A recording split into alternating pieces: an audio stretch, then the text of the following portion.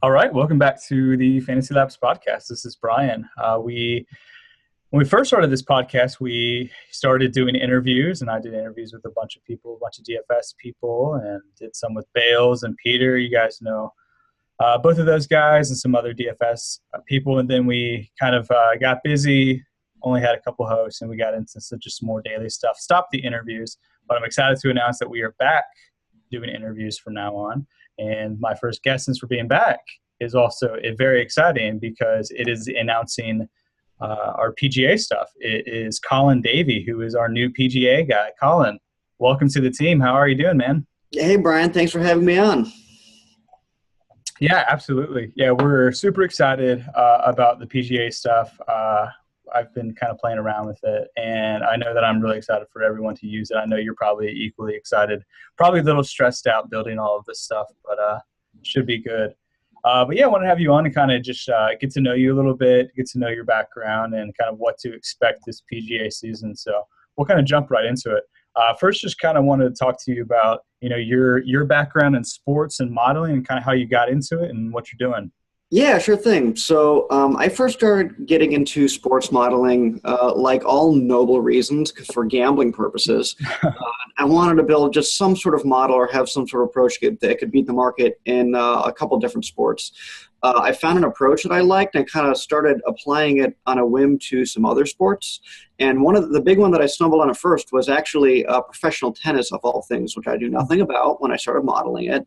But there wasn't anyone else doing anything in the space, so I ended up turning that into a writing gig, actually, on SBNation.com, where I ended up doing a lot of rankings posts, Grand Slam forecasts, and general analytics articles. So that's kind of what started me on the analytics bug, so to speak, in general. And it's proven applicable to a lot of other places. Most of the same stuff that I was doing with tennis still powers the research and the modeling that I've done in PGA, so it's worked out really well.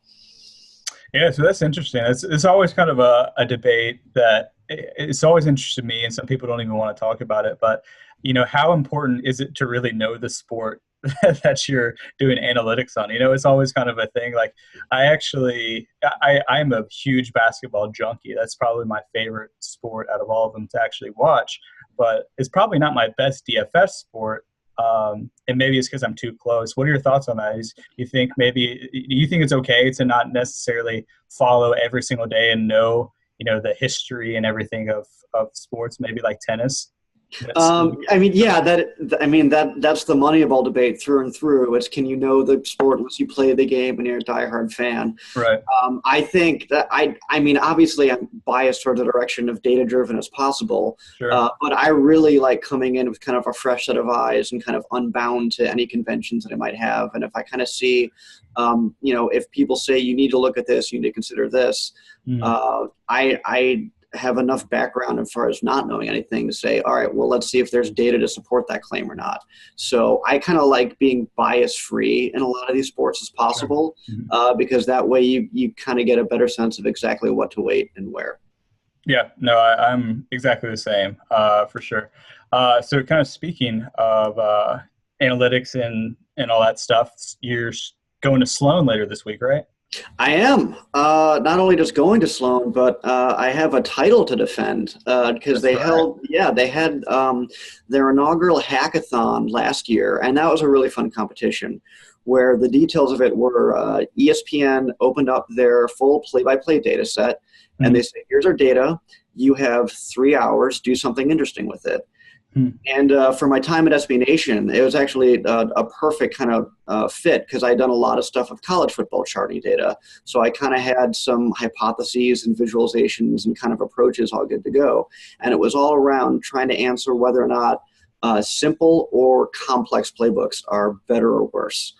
And so I was just able to grab the data, kind of fit it into some existing templates I had and ran with it, and I ended up winning the competition. So it was a pretty good moment. Yeah, that's awesome. And yeah, I got my trophy right before the Spurs GM got his Lifetime Achievement Award. So basically we're on the same level. Yeah, pretty much. And so, yeah, you're going to be in it again this week, the hackathon. Do you have any clue, or have they hinted what it's going to be about at all? Yeah, they actually gave us it's very specific problem sets this year. I Okay. forget if I'm probably there's probably an NDA in there somewhere. I'm not allowed to blab about it, so I'll Uh, just keep it on the download just in sure. case. But I am excited to see what other people come up with. I think it is like Sure. it's the data is going to be a lot more bleeding edge and kind of stuff that we haven't seen this so far. So it's a really cool problem set. That's awesome. Yeah, well, we'll be cheering you on for sure. Um, Yeah, so we've talked about your experience with with tennis, and that's kind of how you got into analytics. Obviously, you can kind of apply that to NFL like you did in Sloan last year. Uh, but obviously, the important sport that we're here to talk about, and why you're here at Fantasy Labs is PGA. So, mhm. what's your experience modeling PGA and just kind of following PGA in general? So originally, I started modeling PGA for DFS specific purposes because I thought there was some edge to be found. When I first got into DFS, I started, with the big three: football, basketball, and baseball, and I was doing fine with aggregations of other people's projections. And when I wanted to expand to some other sports, because I have all these other games out here, I saw there weren't any PGA projections out there. And so I thought, all right, I guess I got to make my own. So I came at it with I had an existing modeling process, from the tennis days. I saw that a lot of people were kind of working with incomplete data, mostly focused on PGA centric stuff, but ignoring some of those other tours. And I just felt like there were huge gaps out there. And I was just curious to see if I could piece something together that would translate in some sort of edge that would beat the market. And long story short, it has so far. So I got into it pretty, like all my PGA stuff has been DFS focused, like based around DFS. Yeah, and obviously you're bringing a lot of that to Fantasy Labs, and especially how we're going to build our models, which we'll get into in a second. But before we get into kind of specifics, what we're going to do this year for Fantasy Labs, just kind of broadly about PGA and golf in general. Some of the listeners here probably may just be casual, people who play NBA, NFL, may not know too much about PGA, but may want to get into it. So, we know each daily fantasy sports kind of varies in its predictability. NBA, because there's so many possessions on a night-to-night basis, so many chances to score fantasy points. It's Mm-hmm. fairly predictable. You can predict minutes, you can predict usage rates. NFL, MLB is a little different. Pitchers and quarterbacks are a little more predictable as you kind of go down the list. It's a little less predictable. Where does PGA kind of fall in that spectrum for you? Is it easily predictable? Or is it kind of one of those tough things like, predicting a wide receiver to score a touchdown on a random week? So I get to the numbers that are kind of put it in context. I think like the average percent error for basketball projections, most of out there in terms of, expected differing from actual, is around 27%, 28%, which is like that's when it's on the most predictable spectrum. In PGA, I have it at around 41%. So I probably put it closer to baseball in terms of just the variance involved. And the biggest reason for that, kind of unsurprisingly, is the cut. And it just introduces a lot of variance. Not like half the field gets cut every week. And if you're not playing, you don't accumulate points. Sure. And so it's not just kind of there's more variance in general. It's ill-behaved variance. Because if you think about all those other sports, if you did that histogram of actual minus expected, for each player over the long term, you get these in all the other sports, you get these nicely behaved looking normal distributions, essentially, like maybe log normal if you're getting crazy, but they're distributions that kind of play by the rules and you can kind of you can work with that. But if you do that same thing for PGA, that cut makes that actual minus expected so misbehaving that you kind of got to change your way of thinking a little bit. And so that's kind of the fundamental challenge of PGA is when you have this data that doesn't behave according to those processes you're used to. Right. How do you interpret that? How do you manage the data and still draw like long-term predictable conclusions? And so that was the big question I had to answer when I started doing this PGA modeling, and it definitely influenced the design of the PGA product to kind of do all of that legwork behind the scenes and to make the data far more understandable and predictable and have the proper context. Gotcha. Yeah, that's a great point. So it's almost like, if LeBron James doesn't have 10 fantasy points by halftime, he doesn't get to play in the second half. And then how do you deal with Right. that? Right, exactly. And it's not, yeah, it's like dealing with like a potential Anthony Davis like injury every single week. So everybody Which has fun rostering the that's true. crowd. Like, yeah, like that's welcome to PGA. That's every week. That's every week. Wow. And so have you found ways where it's kind of uh, easy to, or not easy to, but I guess you have to develop that into your models, ways to predict cuts, the percentage and the predictability of a guy to make a cut, more so maybe than even how they're going to finish in the whole tournament, right? Yeah, and like, I mean, the flip side of that, though, is there's a lot of overlap between that. The best way to make the cut is to be good at golf, and there's a Sure. whole. I Okay. mean, so like, there's a lot, but like, it Yeah. is an open question. Is cut making a distinct skill from playing good golf in general? Sure. And honestly, to some degree, it is, and that's all. I mean, but that's a number crunching. I'm sure it'll make a good article down the road. Right. But yeah, like that is. But yes, that is the fun. It's not even so much predicting who's going to make the cut. It's understanding how to interpret results when people do and don't make the cut, and like what parts of that do you parse out, and as far as like how do you weight that basically. Yeah, gotcha. Yeah, so one thing that I'm trying to learn PGA, because I'm going to have to host a podcast with you every week, which we'll get to those sort of announcements in a little bit. But so I'm trying to learn all these stats, and one thing that I've learned is just between the stats that we are building into our models and stats on like PGA Tour. Oh my God, there's so many stats for PGA. I just never knew. Like I knew MLB has a ton of stats.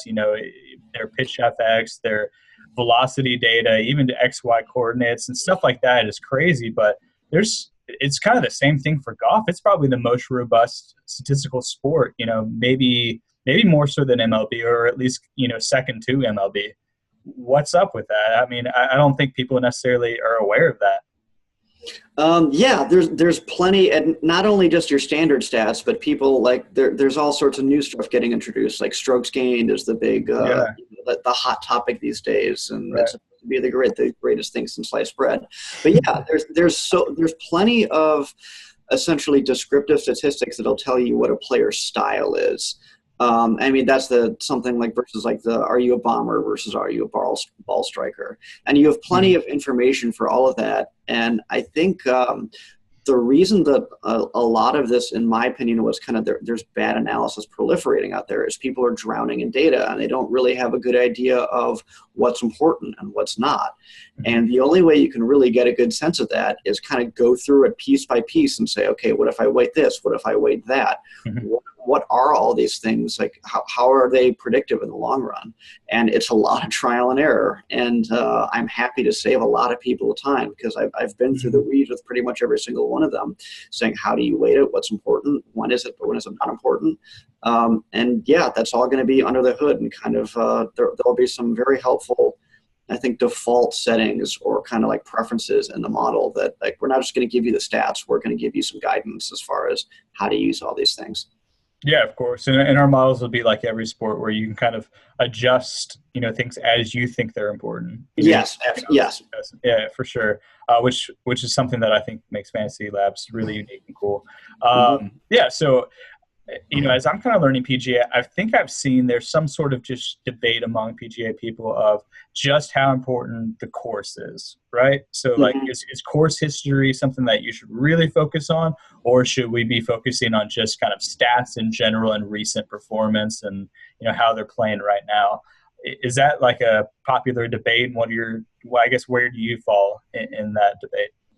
I think everyone's right in that these things are important. I think most people tend to weight all of the stuff like course fit and course history more than they should. Okay. I think the single most important stat, as kind of unsexy as it is just they're essentially your average strokes per round every single game or every single tournament. You can do a lot of stuff when you incorporate even something as simple as scoring margin. And as long as you're just properly analyzing it right and putting in the proper context, that basically that's close enough to a one size fits all ranking. That is like more like if you have like a single number that says on average how good is this golfer, that gets you 95% of the way there. There are a couple people that are kind of doing golf analytics research independent of DFS, and I definitely looked up a lot of them. Some good names to know and just started reading their stuff. Jake Nichols, Richie Hunt, he writes this thing called the Pro Golf Synopsis. It's a great introduction to putting all these stats in context. Daniel Myers, who does stuff with plus minus in basketball, has a little bit of golf stuff.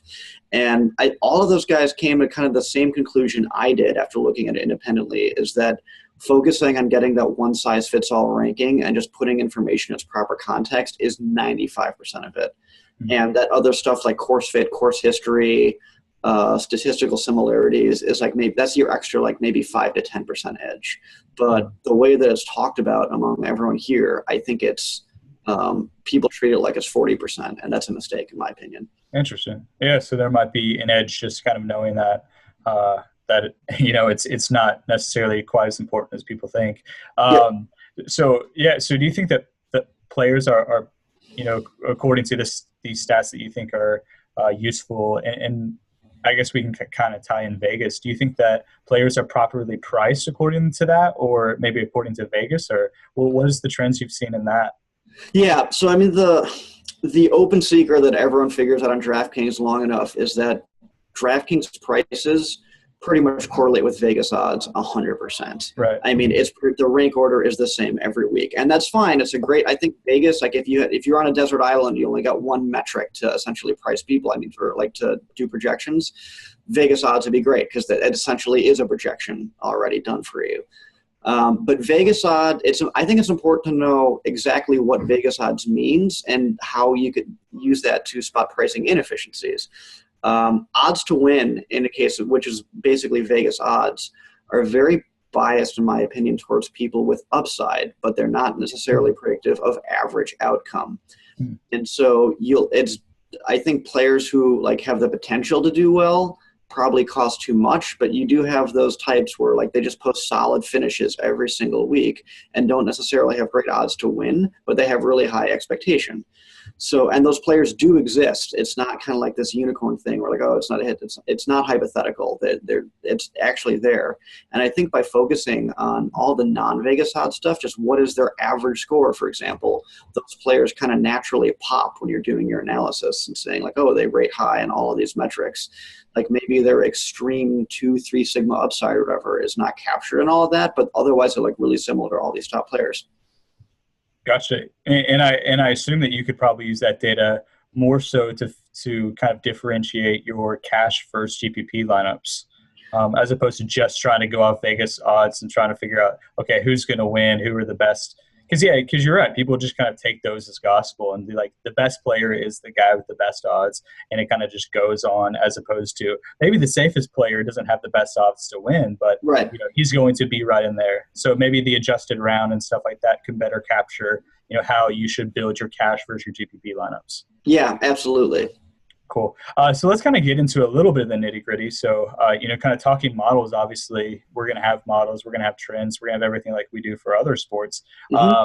But kind of curious, just want to talk a little bit what those are going to look like. We have NBA where projections are kind of king. We have Justin Fan, who's our NBA guru, who spends literally every second of the day kind of parsing through projections, usage rates, what he kind of expects things going to be with injuries and player news and updates projections. Projections are just big. In MLB, because of the volatility, we don't even have projections. We have things that, we're going to have stuff where you can have a home run predictability or a home run tracker where you try to predict who's going to hit a home run or who's going to get a stolen base. You have stuff like that, but you don't have actual projections just because they're kind of futile. What is PGA going to have in the models? Is it going to be more like MLB with no projections, or is it going to be NBA, or maybe a mix of both? Or what's your vision behind what we're going to have this year?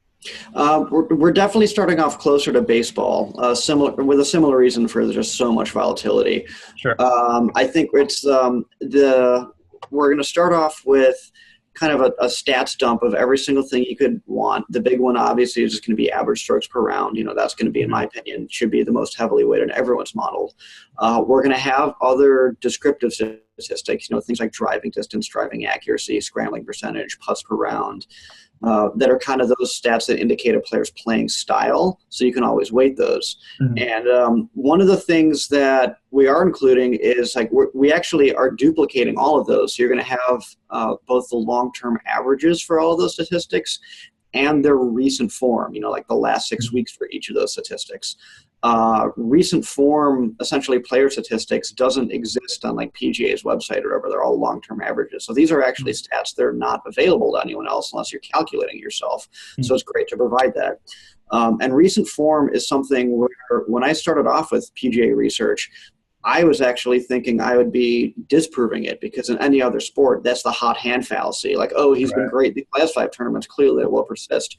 Like, there's no way that how much could you really weight recent results compared to long-term averages? And this is one where the conventional wisdom actually holds up pretty well. Recent results matter a lot more compared to most other sports in golf. So there is some truth to, oh, he's on a hot streak right now, his form will probably continue. So it was important enough that, it's a lot more fields for you to parse in setting up your models, but I do think it's worth it to have everything in both in long-term and recent. Why do you think that is? Do you think maybe it's just because PGA is the most individual sport? Like your outcome most depends on you more so than any other sport, whereas other sports, you have other factors. You have opponents that are directly physically opposing you, as opposed to, golf, it's kind of just all about you. Yeah, I think I was asking similar questions in tennis. Does tennis momentum and confidence exist from week to week? The short answer is, I'm not even sure if it matters. Why? As long as you can prove that it exists. As far as at that point, that's almost speculation. As far as is it confidence? Is it just getting it right? If it is, why does it dissipate over time? There's so many counterfactuals that you can bring up as far as speculating for all the reasons. I think I'm only in a position to say that some momentum, for lack of a better word, definitely exists in PGA, and recent results are important. That's just true. Yeah, that's interesting. One thing I've been thinking about, with the PGA model, is just kind of in comparison to other sports, and just want to get your thoughts on this is, we have a bunch of models that we've built, our FantasyLabs experts have built, so we have the fan model, which is kind of the popular one for NBA. We have the Bales model, which is the popular one for NFL. Obviously, Jonathan Bales and Justin Fan built those. And, there are ones that you can go in and on a daily basis and on just your regular daily slate, every slate for the season, you can go in and it's going to be pretty predictive. It's going to give you good results. It's going to spit out a good lineup. Is PGA going to be like that? Because the course has changed. So, maybe, your model 1 week weights, driving distance percentile a little bit heavier at, the Cadillac this last weekend, but maybe you adjust that down to a course where it doesn't. Do you think that maybe models are going to have to change a lot more on a week-to-week basis in PGA than they would, whereas they just remain static in other sports? It can change basically as much as you want to. Okay. This kind of goes back to the 90% versus 10%, what gets you all the way there. If we just had a static model where it's just, emphasize just adjusted round scoring and average scoring and all of that, I think that would get you 90% of the way there, and that'll do it. I think that extra 10% is that's where you find your edge as far as weighting certain statistics more, depending on what the course is week to week, and you will be able to do that inside inside the PGA product.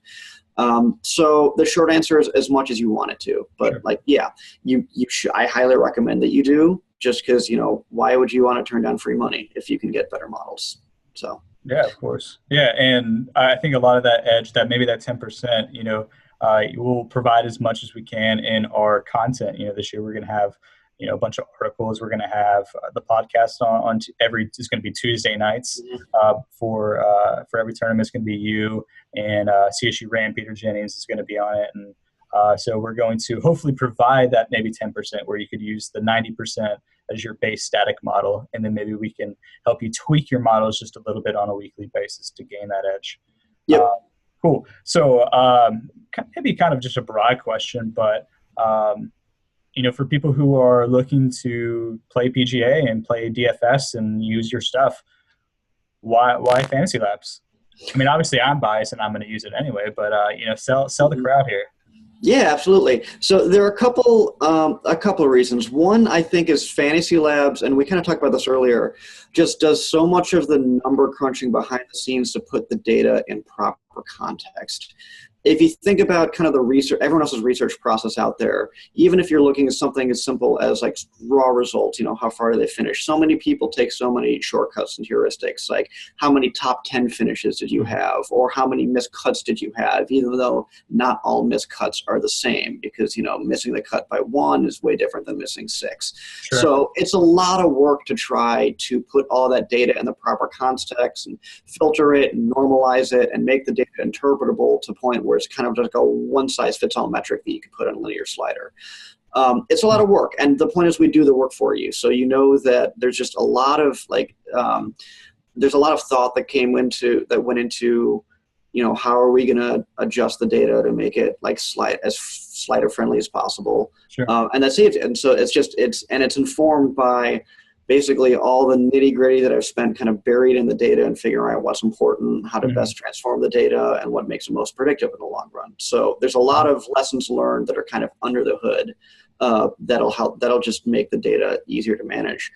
The other one is that I think PGA is the only sport where there's a real chance that if you go through Fantasy Labs, you're using data that not everyone else is. Just not only in terms of these things like, recent driving distance, that doesn't exist anywhere, but there are outright results in tournaments that people are not factoring in. There are enough people that not only just play in PGA, but like they'll play in the Euro Tours and the Web.com tours, even do a couple like in the Asian swing. And those statistics and those results are not captured on your standard information sites. And with a sport as noisy as PGA is, where there's just a huge amount of variance, you can't afford to miss any single tournament. Case in point, there's this Australian guy I was high on earlier in the year, Matt Jones, and he beat Jordan Spieth and Adam Scott in the Australian Open, the golf Australian Open, not the tennis one. That would be weird. And like it's just no one's looking at the Australasian Tour and any kind of those results. And if you miss it, like you're missing out on value there.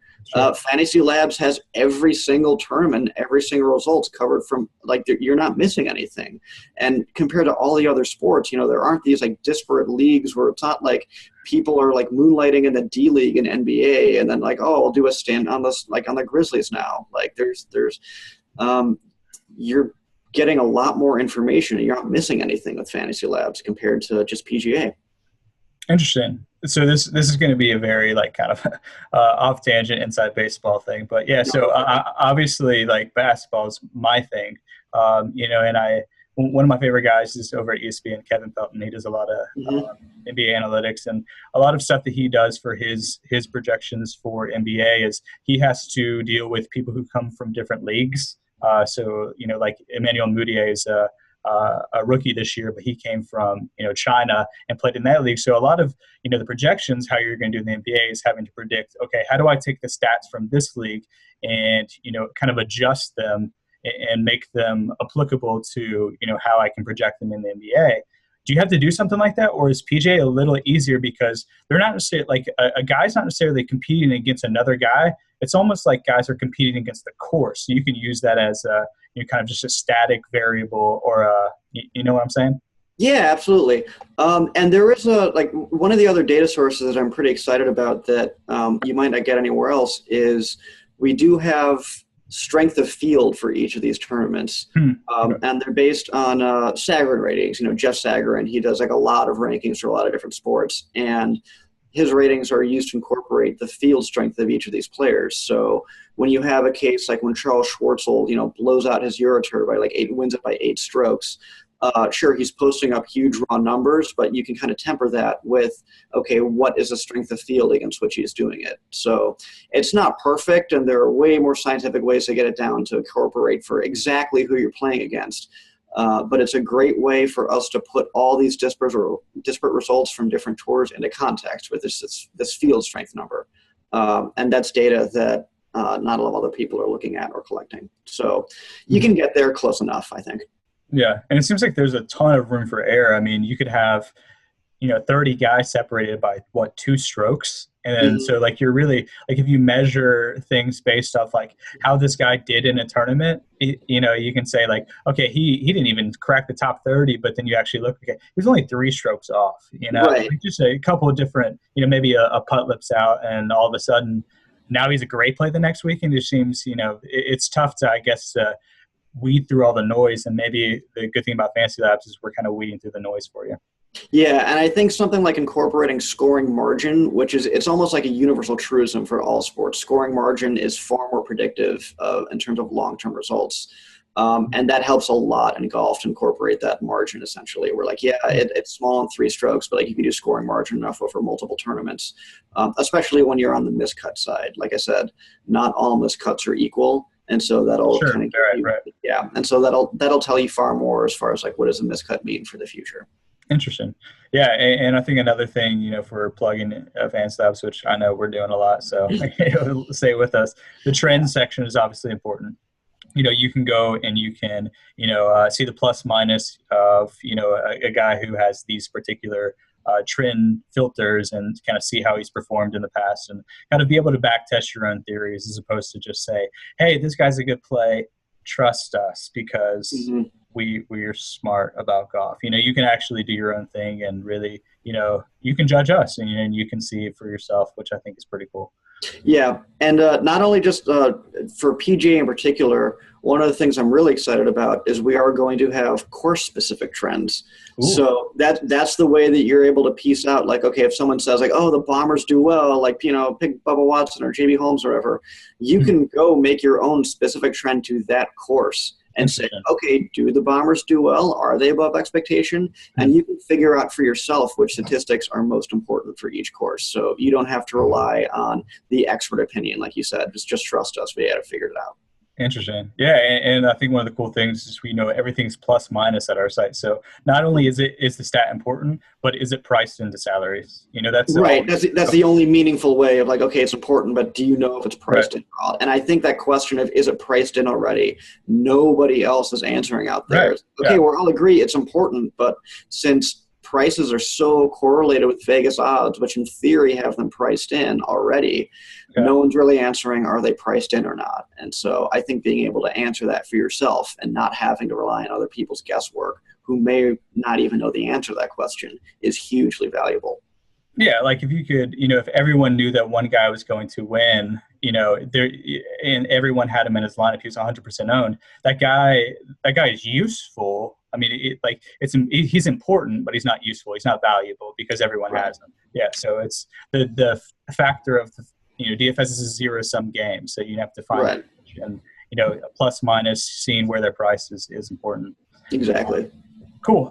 So yeah, I'm sure this season, especially on podcasts, starting very soon, we'll get into a lot of the very nitty-gritty specifics of statistics and stuff like this. But, we'll kind of end just kind of what to expect, just kind of on a week-to-week basis from PGA. What do you got going on? You have podcasts? Are you going to do anything else? Are you just kind of managing the models? Yeah, so there's going to be model management is also obviously going to be most of the day-to-day. The nice thing about PGA is it's not something like NBA where you have to be set your lineups 5 minutes before lock to capture every single thing. Like, not a lot changes last minute with PGA. Only thing that really changes is weather forecast, as far as the AM or PM group Thursday, Friday have different weather conditions, which we also have in the model, and you'll be able to account for that. But yeah, it's going to be model management. There's going to be a weekly podcast, and there's going to be a bunch of articles going forward where, they're going to reflect my findings and my lessons learned, and maybe debunking some myths along the way as far as what is and is important, it's not important in PGA, and just kind of get everybody thinking critically about it. And it's all going to be data driven. It's not going to be, there's going to be no trust us. It's all coming from the data and just kind of doing the legwork. Love it. Yeah. I think I'm very excited. I think it'll be a good fit. I'm very excited to dive into it, pretty soon. We haven't announced exactly the launch yet, but I can say that it's very soon. We're very excited. Very excited to have you with the company, Colin, and thanks for coming on the podcast. Where can we follow you? Obviously, we want to follow your Twitter and get to know you a little more. Yeah, I have it's a holdover from my tennis forecasting stuff. It's at ADJ Baseline. Adjusted Baseline was the tentative name of the tennis product. Love And it. so yeah, I'm there like from time to time. I'm sure it'll be a lot more active once PGA gets underway. Sure. Cool. Yeah. So go follow Colin there. Obviously, we have a Fantasy Labs PGA Twitter account. It's at Fantasy Labs PGA. Very difficult to remember, but yeah. So go follow both of those, and be on the lookout for some PGA stuff. Colin, thanks again, and we'll talk to you very, very soon. Yeah, looking forward to the weekly podcast. Yeah, and good luck this weekend at Sloan. I hope you redeem your or not redeem yourself. I hope you repeat. Bring home the title 2 years in a row, make Fantasy Labs proud, and you know, kill it at Yep. Sloan. Yep, I'm looking forward to it. So appreciate the vote of confidence. Yeah. All right. Good luck, man. We'll talk to you soon. All right, take care.